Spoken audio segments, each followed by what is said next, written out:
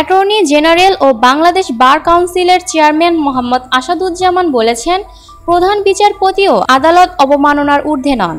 শনিবার 6 সেপ্টেম্বর নোয়াখালী জেলা আইনজীবী সমিতির এক মতবিনিময় সভায় প্রধান অতিথির বক্তব্যে তিনি মন্তব্য করেন। তিনি বলেন, কোনো বিচারকের আচরণের কারণে যদি মানুষের আদালতের প্রতি অনাস্থা তৈরি হয়, তবে সেই বিচারকও আদালত অবমাননার দায়ে দোষী হবেন। লয়ারদের বিরুদ্ধে কন্টেম্পট হয়, কিন্তু বিচারকদের বিরুদ্ধে হয় না কেন, এ প্রশ্নও তোলেন তিনি। অ্যাটর্নি জেনারেল আরও বলেন, অতীতে বিচারপতি খায়রুল হক, সৈয়দ মাহমুদ হোসেন ও বিচারপতি মানিকের কর্মকাণ্ড মানুষের মধ্যে বিচার ব্যবস্থার প্রতি অনাস্থা তৈরি করেছিল।